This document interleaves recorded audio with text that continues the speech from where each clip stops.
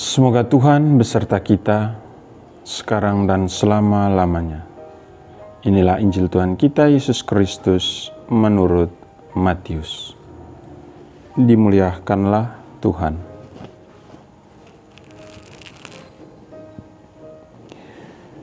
Sekali peristiwa, Yesus dibawa oleh Roh ke padang gurun supaya dicobai iblis. Setelah berpuasa selama 40 hari dan 40 malam, akhirnya laparlah Yesus. Lalu datanglah si pencoba itu dan berkata kepadanya, "Jika engkau anak Allah, perintahkanlah supaya batu-batu ini menjadi roti." Tetapi Yesus menjawab, "Ada tertulis, manusia hidup bukan dari roti saja, tetapi dari setiap firman yang keluar dari mulut Allah." Kemudian iblis membawa Yesus ke kota suci dan menempatkan dia di buungan bait Allah. Lalu iblis berkata kepadanya, "Jika engkau anak Allah, jatuhkanlah dirimu ke bawah, sebab ada tertulis, mengenai engkau, ia akan memerintahkan malaikat-malaikatnya, dan mereka akan menantang engkau di atas tangannya, supaya kakimu jangan terantuk pada batu." Yesus menjawab kepadanya, "Ada tertulis, janganlah engkau mencobai Tuhan Allahmu."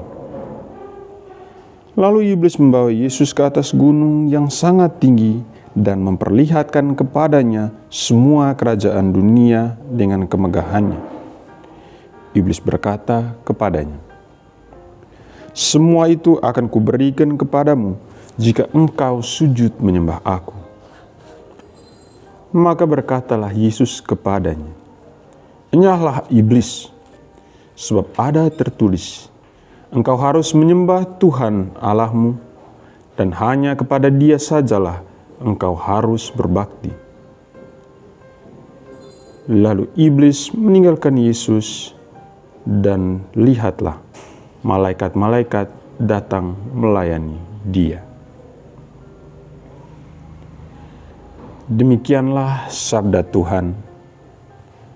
Terpujilah Kristus.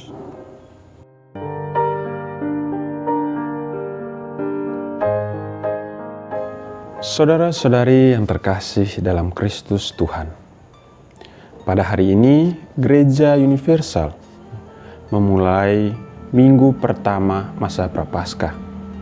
Sebenarnya memang sudah dimulai pada hari Rabu Abu, tapi minggu pertama masa Prapaskah baru terjadi pada hari ini. Pada hari ini saya akan membagikan renungan singkat dengan satu tema kecil, yakni memilih setia atau menyerah. Hari Minggu Prapaskah pertama selalu membawa kita ke padang gurun bersama dengan Yesus Kristus. Setelah dibaptis, Yesus tidak langsung berkarya, melainkan dibawa oleh Roh ke padang gurun untuk dicobai. Ini merupakan sebuah paradoks rohani. Roh justru menuntunnya ke tempat ujian, bukan di tempat di mana ia harus berkarya. Padang gurun adalah simbol kekosongan, kesunyian, dan kerapuhan. Di sana tidak ada topeng. Yang tersisa hanyalah diri sendiri dan Allah. Ada 3 godaan yang kita dengar dari bacaan Injil. Yang pertama, godaan merubah batu menjadi roti. Iblis berkata, "Jika engkau anak Allah, perintahkanlah supaya batu-batu ini menjadi roti." Godaan yang pertama ini adalah godaan yang menyentuh kebutuhan yang paling dasar dalam kehidupan manusia. Yang paling pertama adalah rasa lapar. Yesus berpuasa 40 hari. Ia pasti sungguh lapar. Namun apa yang Yesus jawab? Manusia hidup bukan dari roti saja, tetapi dari setiap firman yang keluar dari mulut Allah. Di sini Yesus menegaskan bahwa identitas sebagai anak Allah tidak digunakan untuk kepentingan diri. Godaan ini adalah godaan materialisme, yakni menjadikan kebutuhan jasmani sebagai pusat hidup. Bagi kita, apakah hidup kita hanya berputar pada roti, seperti uang, kenyamanan, atau keamanan? Ataukah kita sungguh memberi ruang bagi sabda Tuhan? Godaan kedua, yaitu iblis mencobai Allah. Yesus dibawa ke hubungan bait Allah dan diminta menjatuhkan diri. Godaan ini memang lebih halus, yakni memakai Allah untuk pembuktian diri. Yesus menjawab, "Janganlah engkau mencobai Tuhan Allahmu." Di sini, godaan berubah menjadi kesombongan rohani, seolah-olah berkata, "Jika engkau sungguh anak Allah, buktikanlah." Bagi kita, apakah kita mencari Tuhan untuk kemuliaannya atau untuk sensasi dan pengakuan? Apakah doa kita menjadi sarana manipulasi bagi Allah, bukannya menjadi bagian yang menjadi fundamental untuk mendekatkan diri kita dengan Allah? Godaan yang ketiga, kuasa dan kemuliaan. Iblis memperlihatkan semua kerajaan dunia dan berkata, "Semua ini akan kuberikan kepadamu jika engkau menyembah aku." Inilah puncak godaan. Kuasa tanpa salib.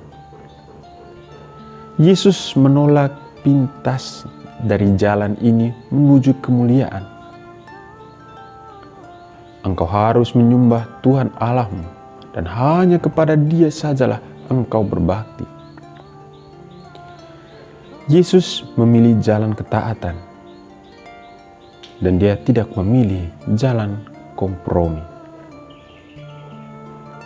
Saudara-saudari yang terkasih dalam Kristus Tuhan, pesan Prapaskah untuk kita adalah Prapaskah itu bukan soal sekedar pantang dan puasa lahiriah. Prapaskah adalah perjalanan ke padang gurun batin, yakni menghadapi lapar kita, yaitu ambisi, nafsu, ego. Kemudian menghadapi keinginan kita untuk diakui, dan juga menghadapi godaan kuasa dan kompromi. Yesus tidak berdialog panjang dengan iblis, dan Ia menjawabnya dengan sabda Allah.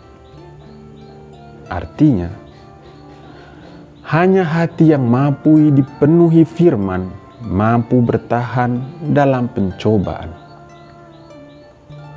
Dan yang berikutnya, hanya relasi mendalam dengan Allah yang membuat kita tidak mencari jalan pintas. Kemudian ada beberapa pertanyaan yang bisa kita renungkan untuk refleksi pribadi. Pertama, godaan apa yang paling kuat dalam hidup saya saat ini? Di mana saya sedang mencari roti lebih daripada mencari Tuhan. Apakah saya bersedia memilih jalan ketaatan meski harus memikul salib?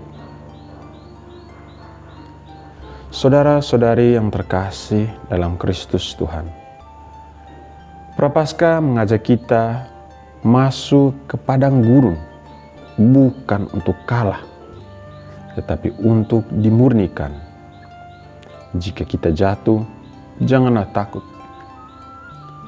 Dalam Mazmur 51 mengatakan, "Ciptakanlah hati yang bersih dalam diriku, ya Allah." Bersama Yesus kita belajar bahwa kemenangan bukanlah soal kekuatan manusia, tetapi kesetiaan kepada Allah. Selamat memasuki padang gurun Prapaskah. Di sanalah rahmat bekerja paling dalam. Tuhan memberkati. Amin.